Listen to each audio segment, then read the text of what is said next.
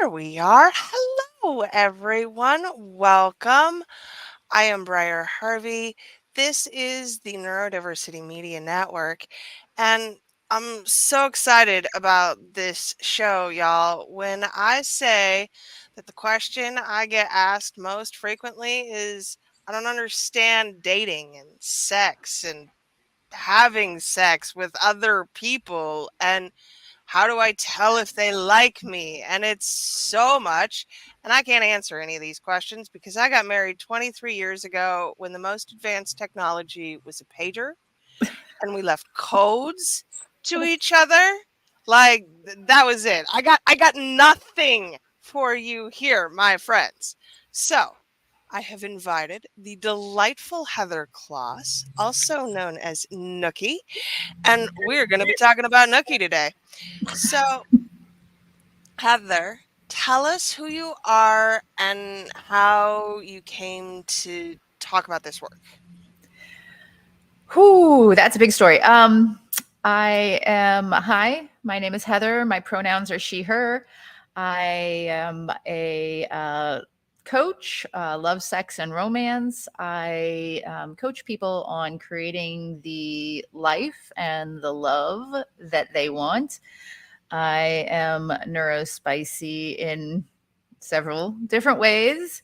And I have been in and out of the dating industry since the early 2000s. I actually used to ghostwrite dating advice for a series of people, and I have been writing relationship and dating advice for many years on a few blogs, and I just recently put out a book about boundaries in love and romance called Take No Shit. And yeah, and how I came to talk about this was I talked with you, and we thought this would be a good thing to put out there into the world because it is a challenge to date while neurospicy. Mhm. So, as we always like to do here, I want to start with some definitions because we want to make sure we're actually having the same conversation. So, let's start with that one. Define neurospicy. So, first of all, I love that. And that is actually one of the behaviors that goes along with my own brand of neurospiciness is I like to define things and clarify things. I do a lot of education traveling around the world. And one of the things I do is I say, okay, I'm going to be teaching this class. How do we define communication, since that's what we're going to be talking about? So this is absolutely perfect. So, diversity in neurological traits, right? It's a lot of people when they think of like neurodiverse, they think specifically of individuals on the autism spectrum.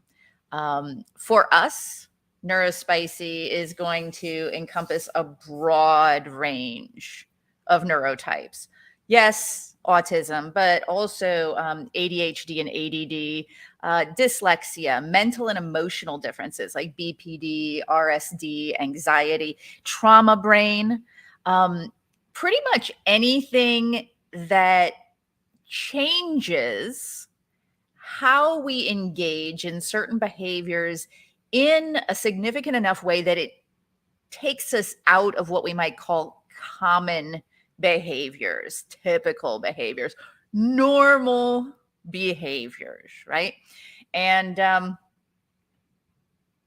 there's going to be some shared characteristics, with people who are autistic, for example.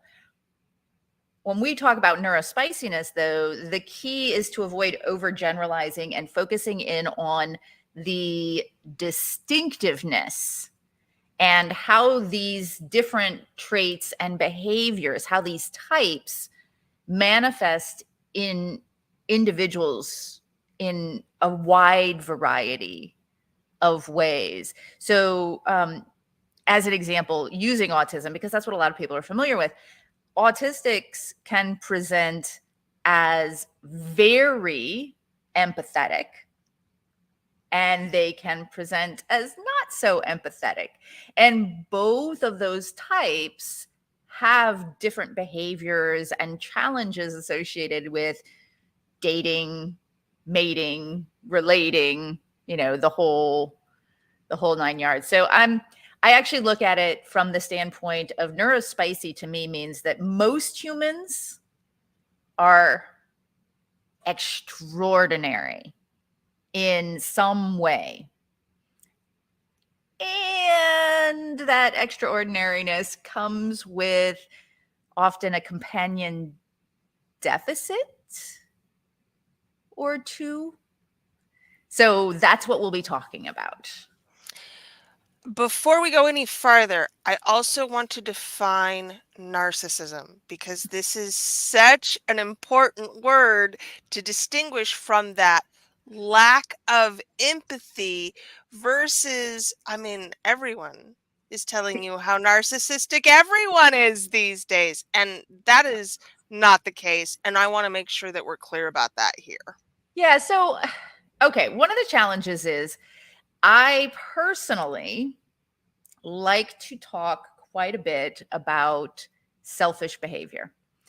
I believe that selfish behavior is actually a very neutral term, because if we are fulfilling ourselves, and what fulfills us is being surrounded by happy, loving, well-adjusted people, our behaviors are going to be radically different than if we are fulfilling ourselves and we are looking to get more of everything at the expense of everyone else, right? So I do believe that we ought to be a more selfish society, in the sense of we have to look out for ourselves. We're the only people that we're going to be with for the rest of our lives. Now, of course, the challenge is narcissists, diagnosed narcissists, and those who may or may not be, they exhibit a pattern of behavior that is that bad kind of selfishness. It's arrogant thinking. It includes a lack of empathy.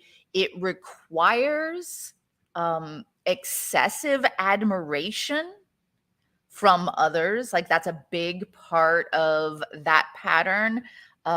Very not just selfish, but self-centered, in the sense that everyone around them needs to focus in on them, versus selfishness, to me, is something that, we create and we live regardless of external forces. Narcissists are trying to take that selfishness from you and make their selfishness your focus. And the distinction is important because we want to encourage you to be selfish for your own needs and also not be aware of when you are giving away too much of your time, energy, and effort. Absolutely. Since I just wrote a book about boundaries, that is a huge part of everything that I talk about in love, sex, romance, dating, mating, relating, whatever it is. Boundaries are always going to be the key. And one of the things that you're going to find as we go through this series is that I'm going to be talking a lot about how boundaries help you protect your authenticity, and how authenticity is critical to moving through life. The thing that is sort of magical about it, though, is that if a narcissist comes into your life, if you are able to set and maintain healthy boundaries, no matter what your flavor of neurospiciness is, whether they are a narcissist or just a plain old duty head, won't matter, because they're not going to be able to take advantage of you, because you're only going to do things that work for you. And boundaries are for us, right? Like when I create a boundary, that is my line in the sand, as is any potential consequences that I am willing to put forward. I can't demand anyone respect my boundary. They do or they don't. And then I Oh, enforce that line. yeah. Yeah. One of the standard examples is you can't talk to me like that. No, no, they can. They are. Um, so a boundary would be I will not stay in a conversation when someone is yelling, or I will not stay in a conversation where someone invalidates me. These are boundaries, right? What am I going to do when something upsets me? And many times that is going to be, frankly, the key to any sort of neurospicy dating, because neurospicy and neurocommons, when mixing, are going to have things about each other that are not going to fit. But wait, you know what?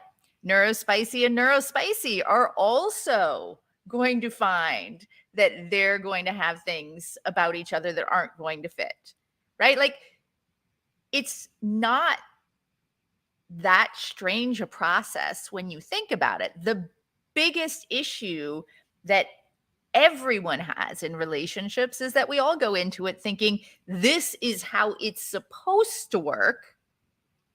And then we run that pattern over and over and over again. And the other person doesn't fit perfectly into that pattern. And that frustrates us and we get upset. And then things start to go completely sideways. Before we go too much farther, let's define neurocommons and why we're using that here. Yeah. So neurocommon, we're using neurocommon instead of neurotypical, because typical tends to imply like normal, or, like the default. And common is more along the lines of like widespread or widely accepted, right?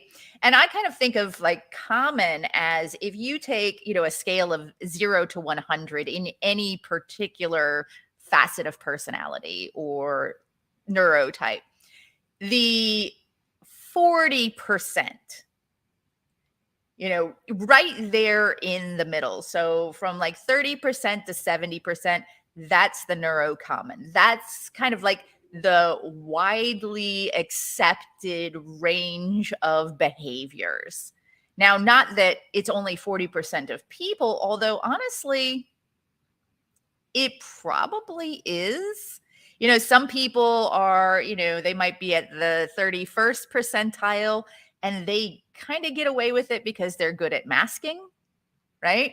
Unless they're under a lot of stress and things start to crumble. So that's, I just prefer like neurocommon instead of neurotypical. It just because it's widespread doesn't make it better. In fact, I would point out that common relationships tend to not be very good or very loving or very functional. So, how about we don't really think of that as the default? We just think of it as what most people are doing. And if we think about it that way, then we can say, well, most people were using leeches to cure things, 500 years ago. Is that where we want to be? And there's so much to unpack here about common, typical, ideal relationships, right? Oh yeah. Because what is ideal? Who defines that? How do we define that, right? What are we even getting ourselves into when we say, I want a typical relationship?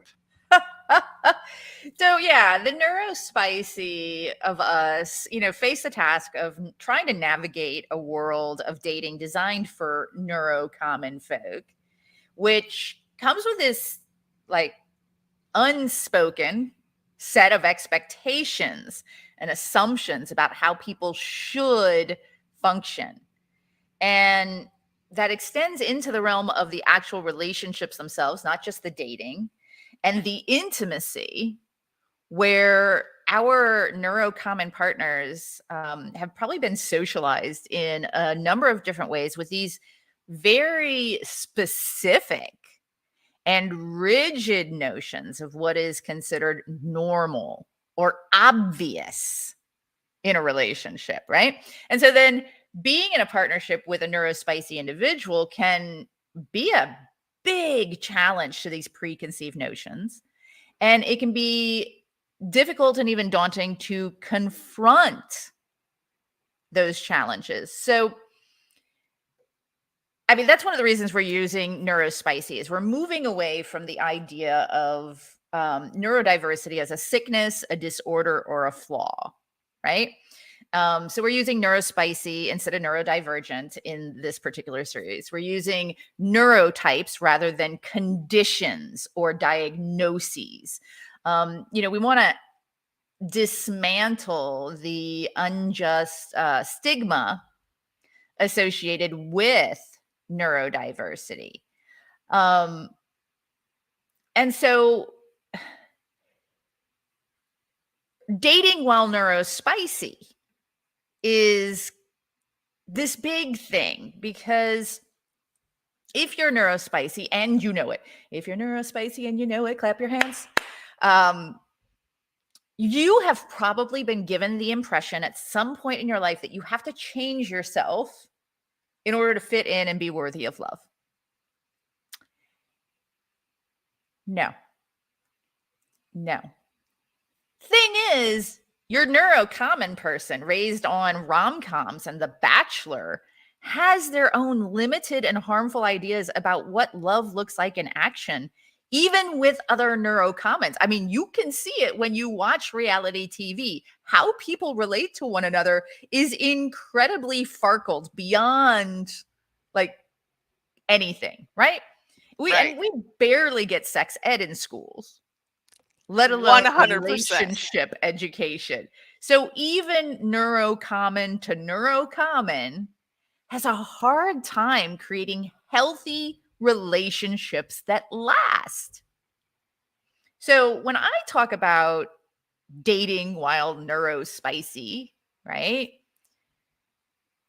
I say those of us who are here now, watching this video, listening to this video, interacting, we are better off treating every single person who enters our lives as if they are neurospicy or potentially neurospicy and building our relationship with them from the ground up rather than taking intellectual shortcuts and relying on assumptions.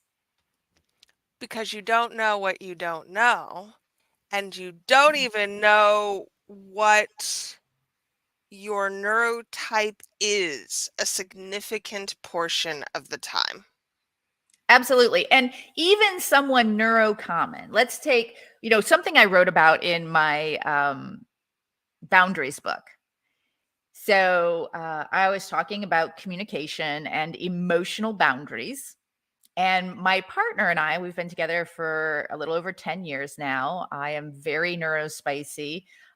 He's definitely more neurocommon, even so much so that he's one of those people that like 97% of people absolutely adore from the moment they meet them. And then 3% like hate them because they're jealous, right? Like it's like he's that person, like the big heart. Like he also wears his heart on his sleeve. And so we have these conversations where he says, why are you always overthinking things? And I'm like, why are you always overfeeling things? Right? Like it's so even the neurocommons, they have their bigness in certain areas, their extremeness in certain areas, and so on. So, how do we avoid having that there's only one way, Oh, right? yeah. Yeah. So I am definitely anti one true way. Think of it, Princess Bride. Anti one true way. Because I think it's a bad idea to say what works for most neurospicy people, right? Because how folks diverge is not just a spectrum, but a super spectrum. It's the world of neurocommons multiplied, right? Not reduced. It's kind of like Roy G. Biv, but all the possible blends and all the colors that most people can't see. And, just as some people see a common range and some are colorblind in various forms, some see far more nuance and colors in many different ways.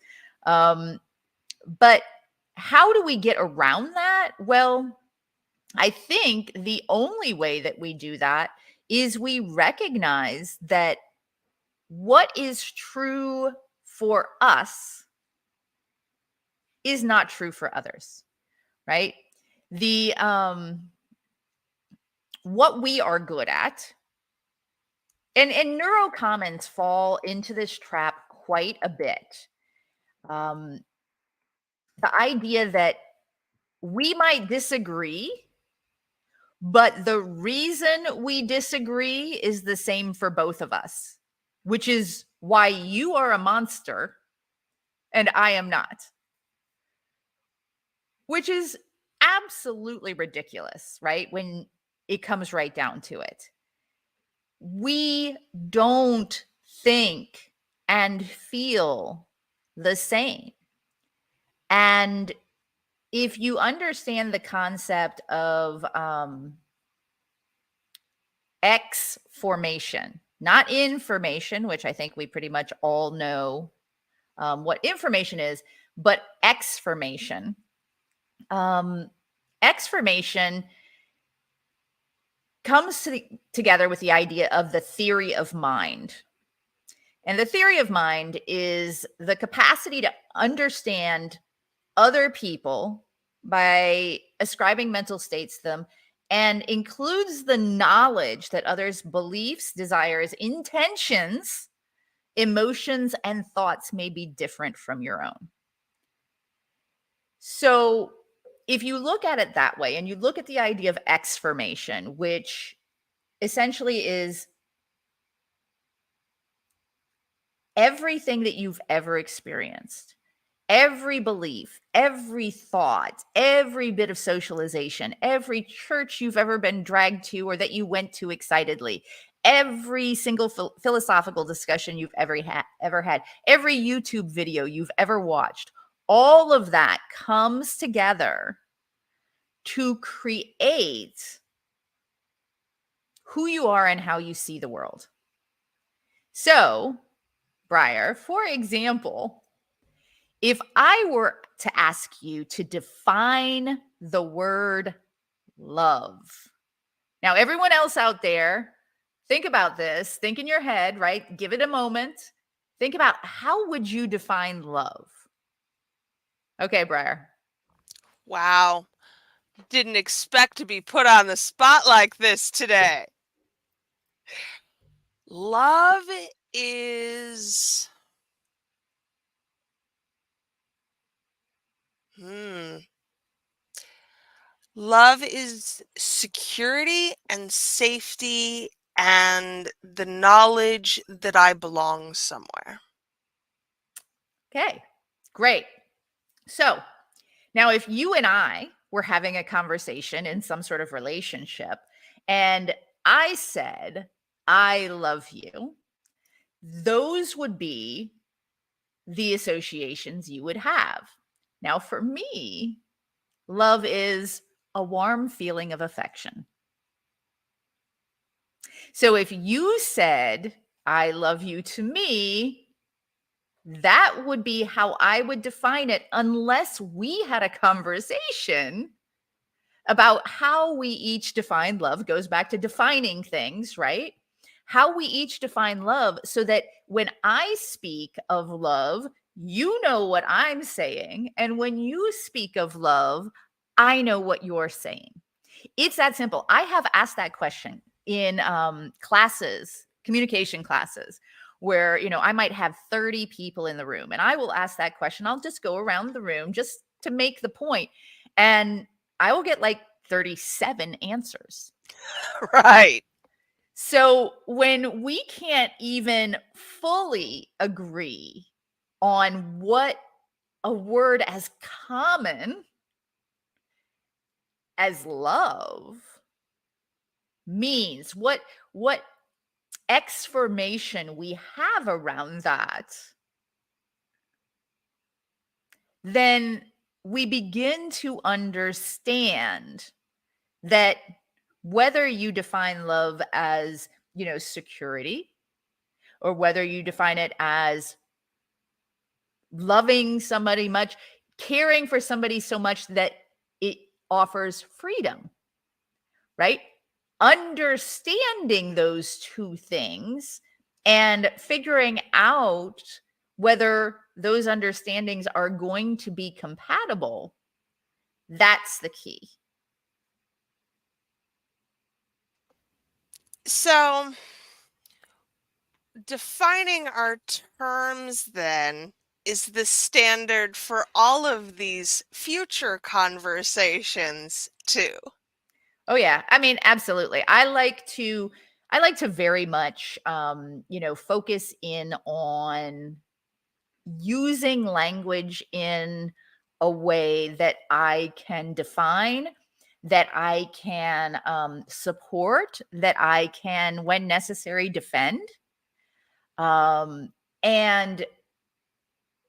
being able to use words that are incredibly common in ways that may or may not be is going to be fairly key in any sort of relationship, including the one that you and I are having, including the one that we are having with, our audience.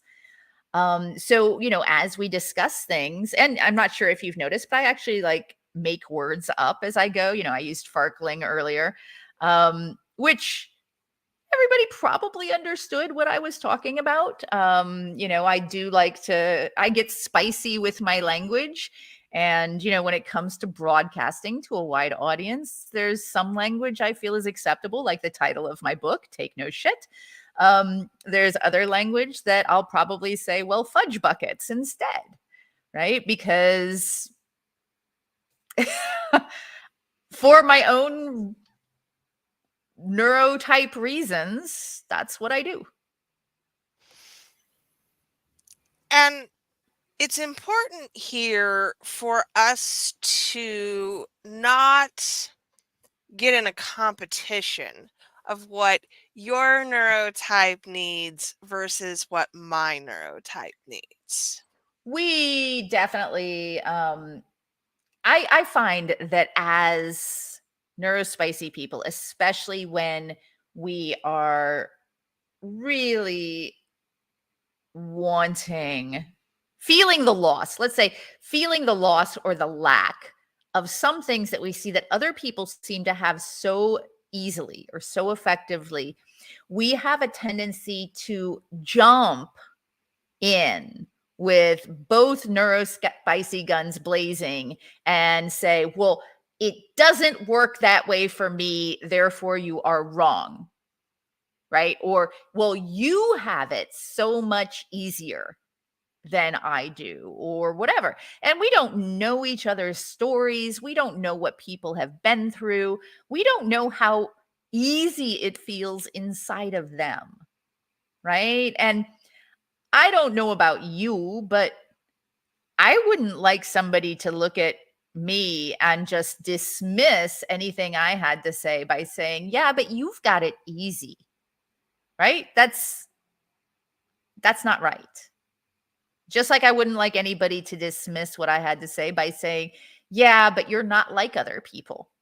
Or, yeah, but you're never going to find a partner that really works for you because you have, this, and this. Like, let's not do that to each other. Let's, use this series as a way to uplift and support each other. And if I provide a potential solution that doesn't work for anyone out there, then I would love to hear what does work for you, or I would love to hear what you have tried so that we can try to brainstorm on something together, right? Because that's my goal. My goal is not to make you feel even more left out because this doesn't work for you. My goal is to give as many solutions as I can come up with within a specified period of time, right? We're only going to be running this series for, X period of time. And, we're going to have to figure out as much as possible in those spaces. And I haven't met every neurospicy person in the world. I haven't. And I haven't heard from every neurospicy person what their challenges are either. So rather than come at this from a competition of I'm spicier than thou, or you're commoner than I, or whatever it is, let's look at this from a standpoint of we don't know where each other falls on each different neurotype spectrum. And let's be, and this goes back to, my company, let's be curiouser about it. Instead of competitive, instead of trying to compete with each other and trying to grab those resources that we desperately hope will help us and push others out of the way to do it, let's get curiouser together and find the best solutions for ourselves. So let's talk about what that's going to look like and what we're going to cover over the next couple of months, and how people can bring themselves with an open heart to this conversation. Absolutely. So one of the things that I'm going to be focused on over the next couple of months is bringing to life the idea of being radically neurospicy. And what that means is not that we exaggerated or, that we wear big t-shirts that say, actually, there's nothing if you wrong want with to, a go big right ahead. t-shirt that says radically neurospicy. We might actually have to create t-shirts that say radically neurospicy. But, I'm not saying that we have to picket and march about this or anything like that. What I'm saying is, to me, radically neurospicy is creating a condition of not only accepting ourselves, but owning our differences, not just from neurocommons, but from each other, right? Attempting to be as open and honest as possible at all times, inviting people to opt into our lives. And I'd like to say, when I say to opt into our lives, one of the things I told my partner when we met is I'm like, I'm not human. I'm actually some sort of strange alien in human skin. I don't think like normal people. I don't feel like normal people. And he was like, I don't see it. You're one of the most, charismatic people I've met, and big stars in his eyes. Woo, right? And I said, just you wait. Give right? it time. And, like a month later, it was like, oh, there it is. Ha! And so I was open. I was honest. I told him exactly what he could expect. And then when that came around, I was like, look, see, I told you. Here are the ways we can handle this, right? Here are things that we can do. Um, and also to be transparent about how we can improve our relationship results through understanding ourselves and finding the right tools for our flavor of neurospiciness. Um, and I believe that being open and honest and authentic and radically neurospicy not only helps us meet people, connect with people, create relationships with people, and so on and so forth, but when we are able to be radically neurospicy through our lives, I feel like it normalizes that not a single person, not a dang one of them that I know is really normal, right? We all have, whether it's a neurological thing or whether we're just freaking weird, right? We all have our peccadillos. And focusing in on some of the stronger neurotypes that you're going to see that are going to cause the biggest conflict in relationships throughout this series, where we're going to talk about resources, and we're going to talk about dating, and we're going to talk about sex, and we're going to talk about being a likable human, not because we have changed who we are, but because we've learned how to present and communicate who we are more effectively, so that people aren't. That one of the biggest challenges with neurospiciness is that we mask so much. We try to hide how different we are. So when people start getting to know us, we're putting on our best faces, and we're only seeing them when we've like done all of the, resting up so that we have the most power and verve that day to deal with them, to people in the way that people. And then when that mask slips, they're shocked. They're surprised. They had no warning. They didn't understand. And some people are going to be like that anyway. There's no doubt about it. I mean, there are people out there who just can't handle our flavors, and that's fine.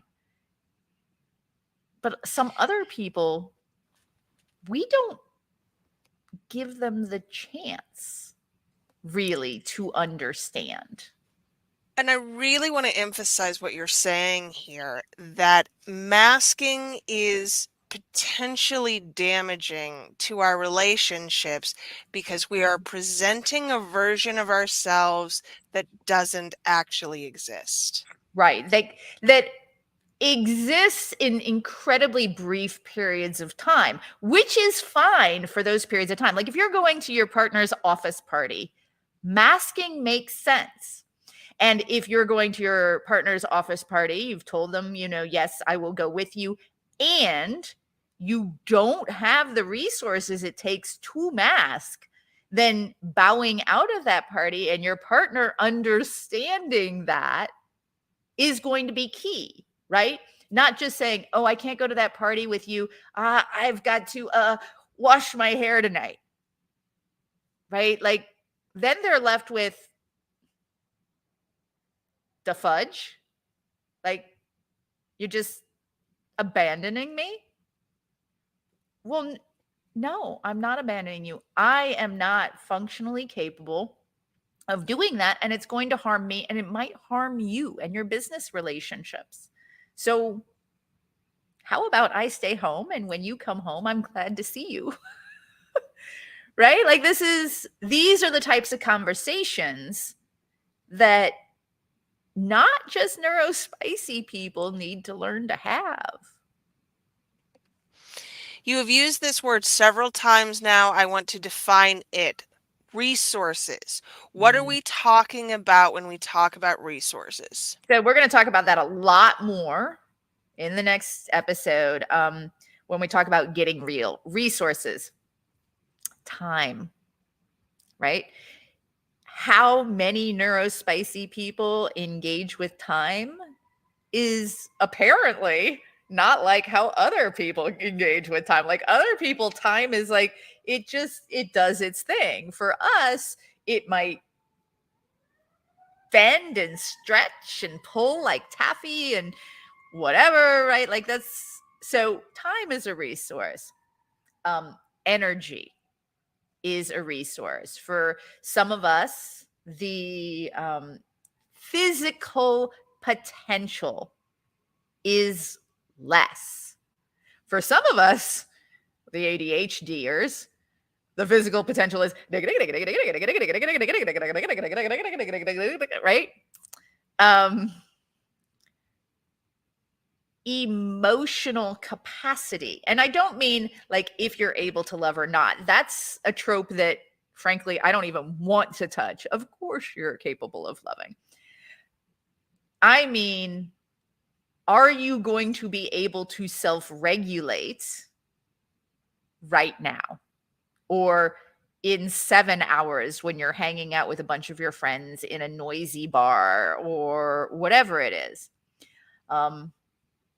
I was talking, and I will bring some of the clips from this in the next one. I was talking with a neurospicy individual for my book, my boundaries book. I actually interviewed people about their boundaries journeys, and I wanted to get back to beginner's mindset. I wanted to learn how people are talking about boundaries now when they refer to themselves. I wanted to learn about their journey through boundaries. And one of the people I talked to is very neurospicy with a lot of like sensitivity issues and food needs and so on and so forth.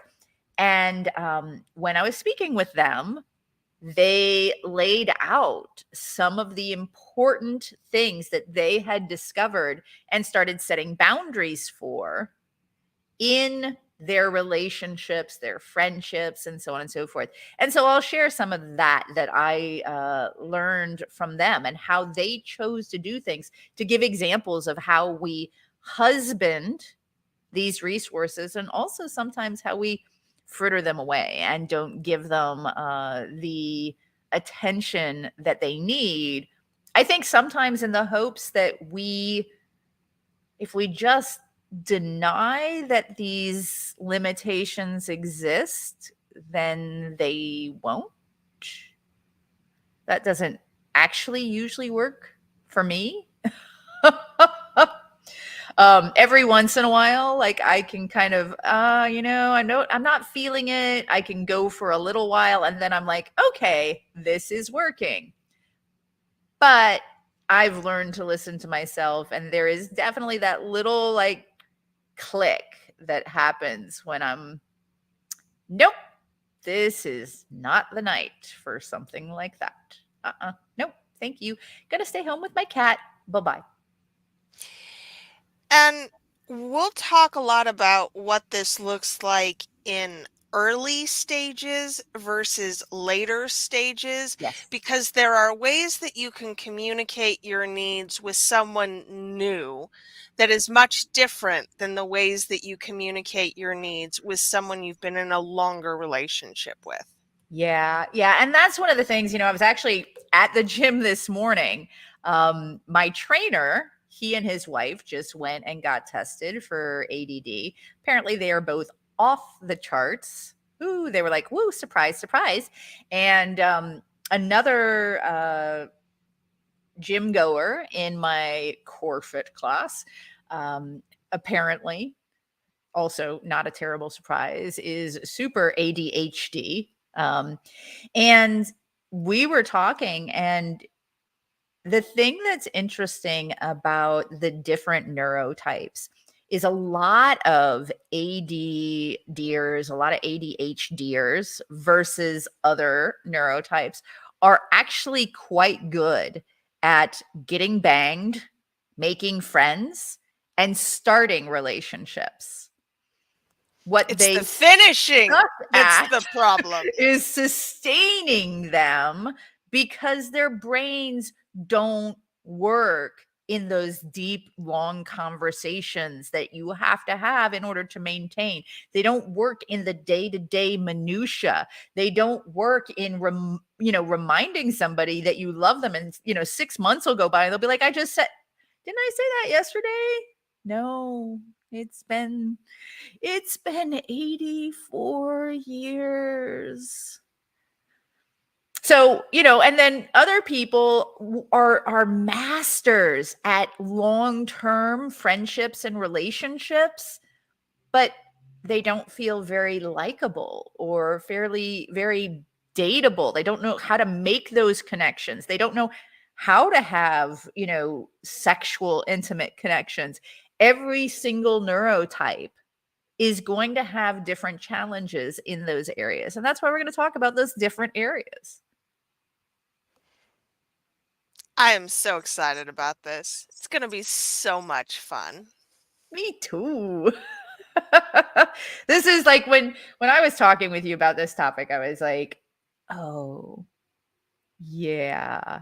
Not just because I think this needs to be done, but so one of my diagnoses is ADD. I kind of wish I had the HD, then I'd have that Energizer Bunny energy. I do not. But I was like, ooh, another project. Ooh, I can do research on this. Ooh, I can interview people. Ooh, I can do this. I can do this. I can do this. I can do this. I can do this. And it's like, it was just like those, when you're watching a TV show and, they're talking about something going viral. And it was like, pop, ding, boom, ding, boom, ding, ding, ding, like all around. And I started thinking of all of these conversations I've had with people over the years and with clients and with, people I've mentored and so on and so forth. Well, how do I ding?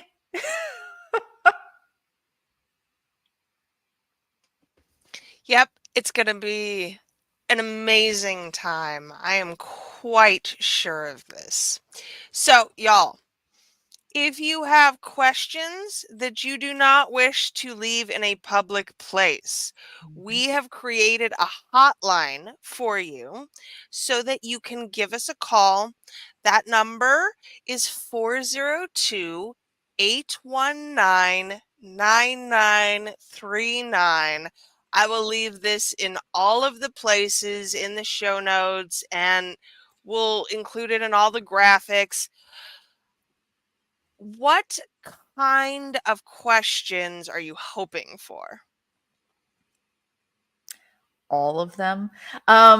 So I think the ideal is a question in which you can say, this is a pattern, a challenge I've had in my life, and be able to say, this is what happens. This is how I feel. And I think, or I've been told, this is how the other person feels.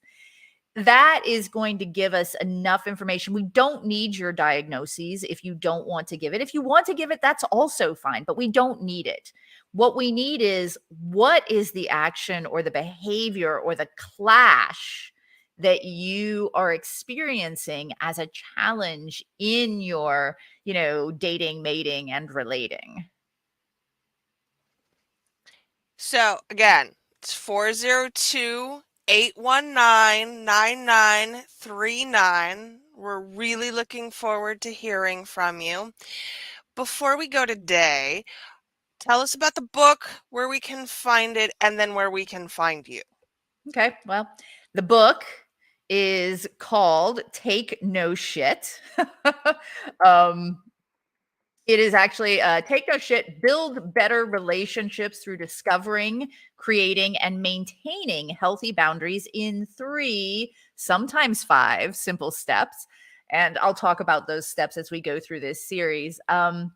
You can find it and me at my.curiouser.life.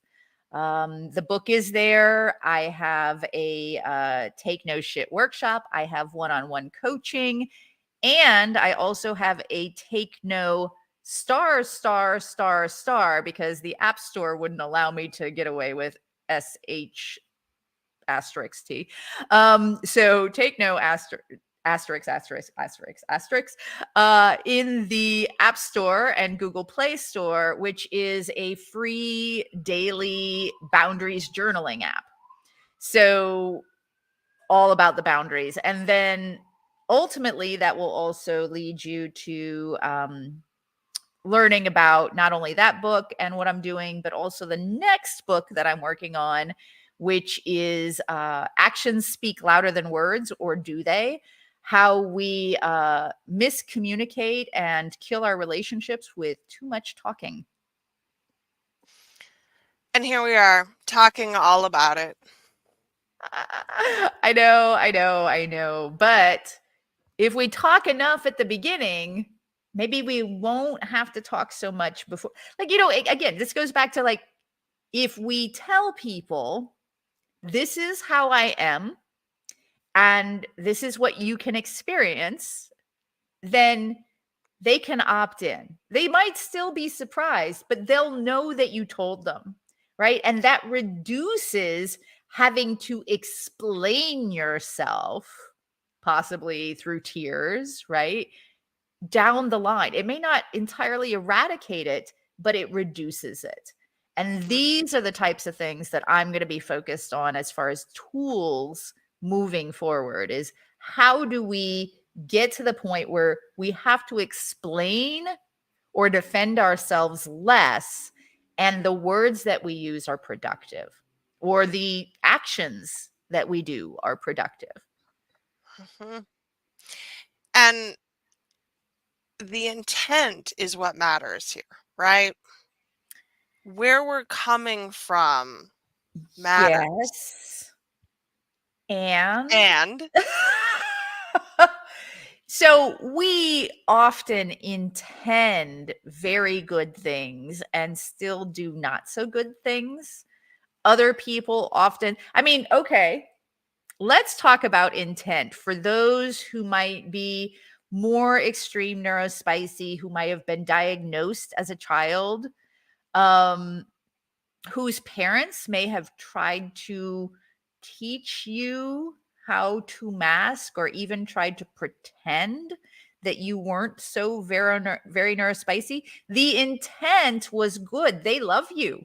They want you to, fit in and be a part of society and succeed and be happy and have babies and, all the things, right? And yet that doesn't mean it didn't cause harm.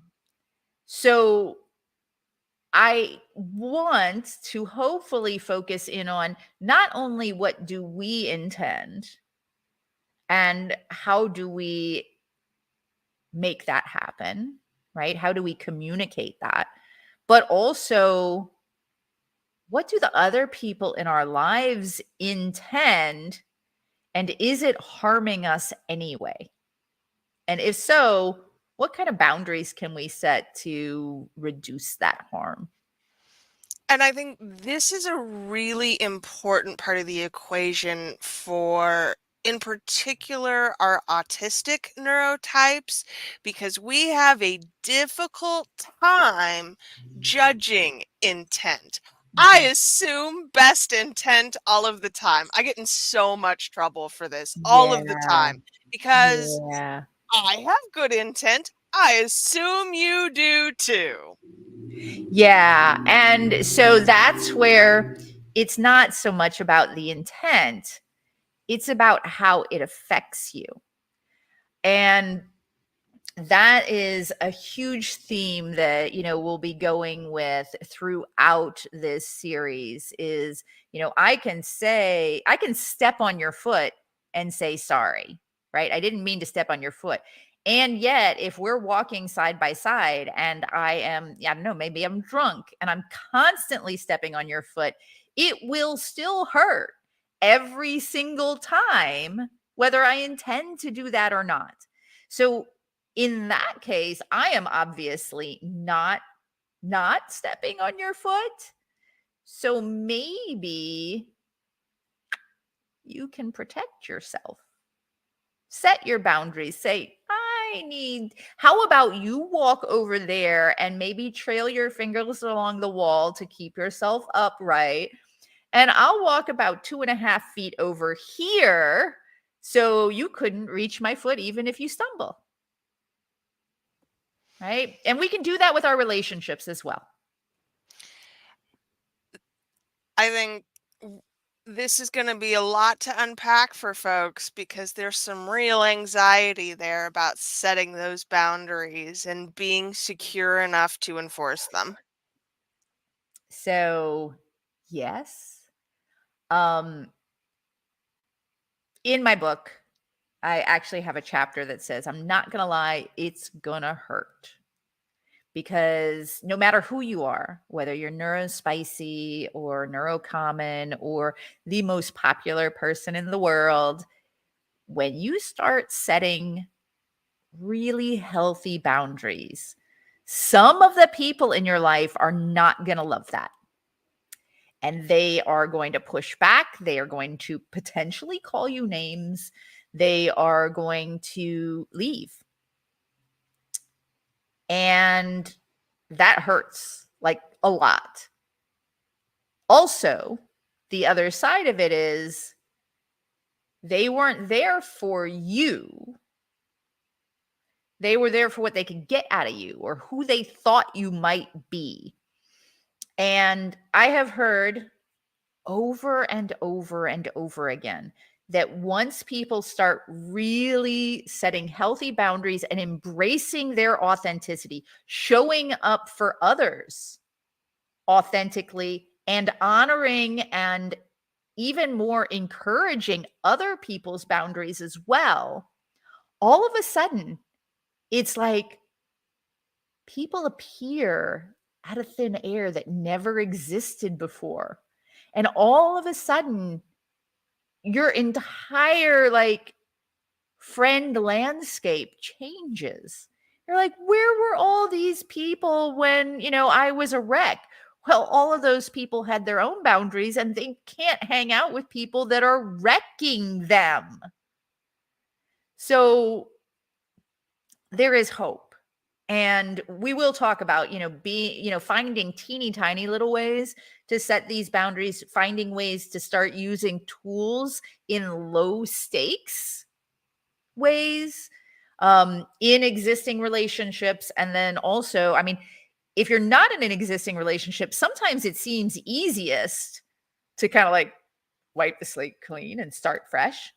But if you're in an existing relationship, then there are ways to sort of start the process yourself and sort of walk in a direction and invite your partner to walk with you rather than, and this I do not recommend to anyone, saying, hey, Briar, our relationship needs to change.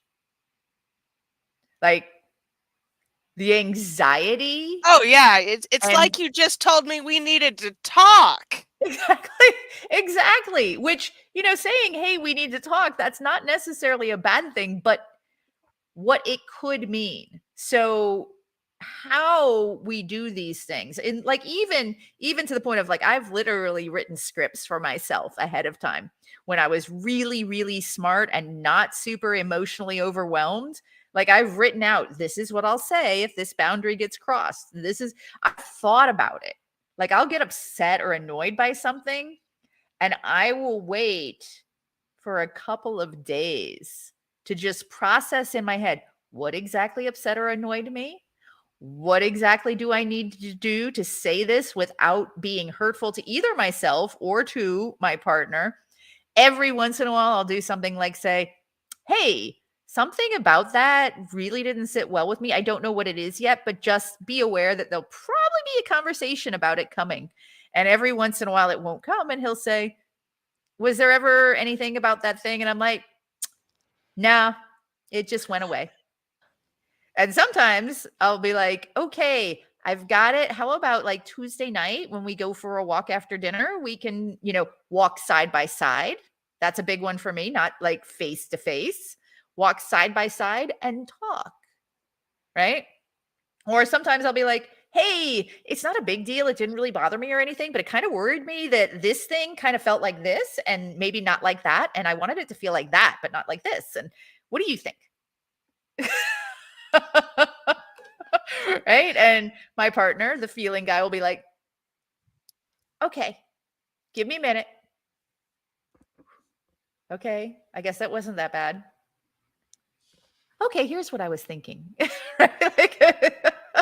So yeah, I mean, we'll talk about all sorts of different things.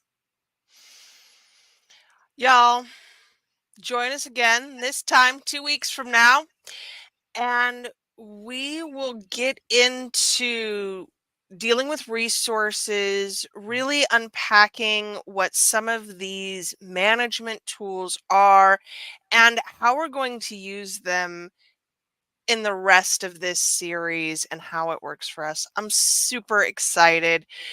If you are new to us here at the Neurodiversity Media Network, you should subscribe. That's neurodiversitymedianetwork.com. We are so delighted that you could be here with us today, and we will see you again next time. Again, call us if you have questions. Let me find it. 402-819-9939. Talk to y'all later. Bye.